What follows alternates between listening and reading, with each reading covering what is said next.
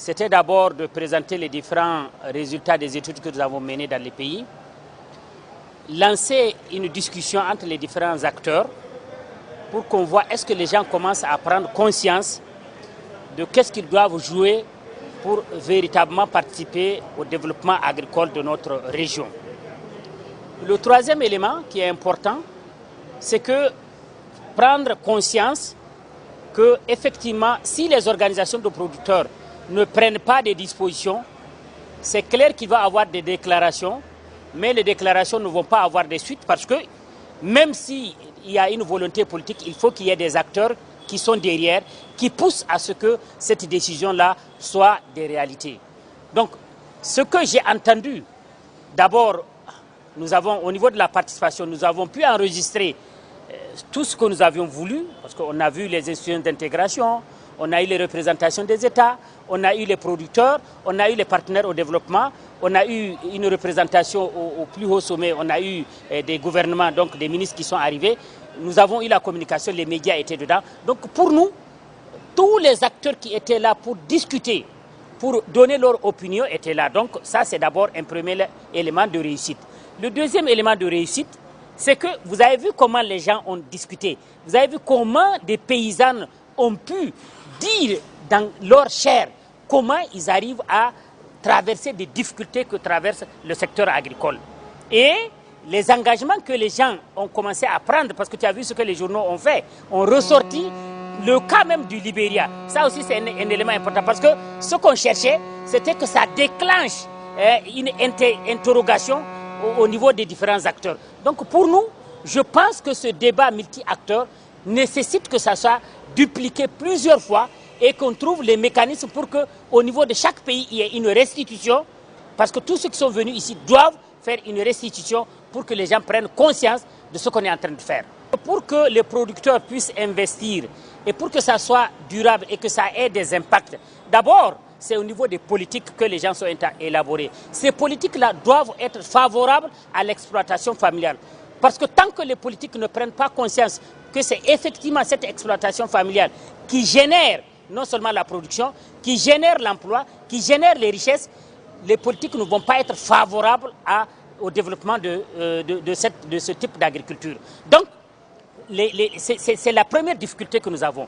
Le deuxième problème que nous avons, c'est que, regarde, les politiques jusque-là menées ne permettent pas à ce secteur-là de se développer. Parce que lié aux questions d'accès au financement, vous voyez, on a rappelé dans la salle que le taux de financement tourne autour de 13 à 24%.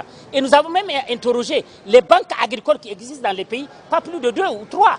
Et même au niveau de ces banques-là, les systèmes qui sont élaborés ou les règles qui sont établies, ce n'est pas des règles qui permettent aux petits producteurs d'accéder facilement à ces financements. Donc ça, c'est un premier problème. Le deuxième problème, c'est que l'intégration. L'intégration aujourd'hui, telle que élaborée par nos documents, ce n'est pas cette politique-là qui est en train d'être menée.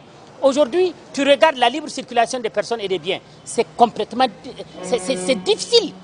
Vous prenez le marché régional. Le marché n'est pas fluide. Et vous prenez par exemple la protection des produits.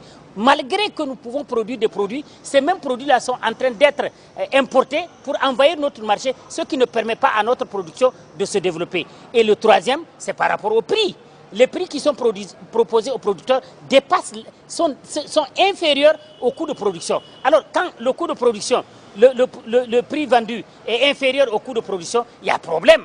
Donc, nous pensons que nous devrons travailler sur les politiques pour prendre en compte cette exploitation familiale qui est majoritaire. Nous devrons tenir compte du rôle de l'agriculture, nous devons tenir compte de comment accéder au financement, comment accéder au marché, mais comment protéger aussi notre marché régional. Parce que pour nous, les questions des accords de partenariat ne doivent pas être notre priorité. Notre priorité, c'est comment construire l'intégration régionale, c'est comment construire notre marché régional, c'est comment construire toute cette dynamique, cette complémentarité entre les zones agroécologiques.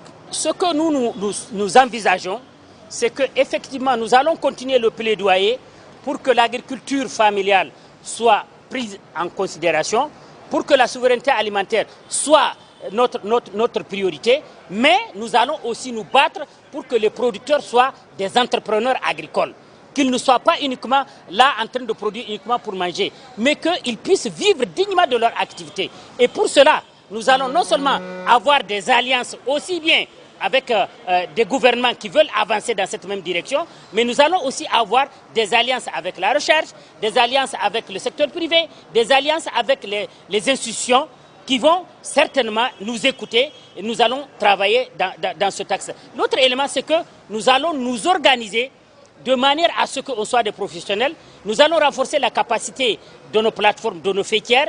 Nous allons renforcer la capacité des femmes pour qu'elles soient aussi des vraies actrices. Nous allons travailler sur la jeunesse, mais nous allons aussi voir dans quelle mesure organiser les filières porteuses pour que, une fois qu'on produit, on dépasse largement d'abord la production pour la consommation, mais qu'on aille aussi vers des marchés, qu'on crée de la richesse pour permettre aux producteurs de vivre dignement de leur activité.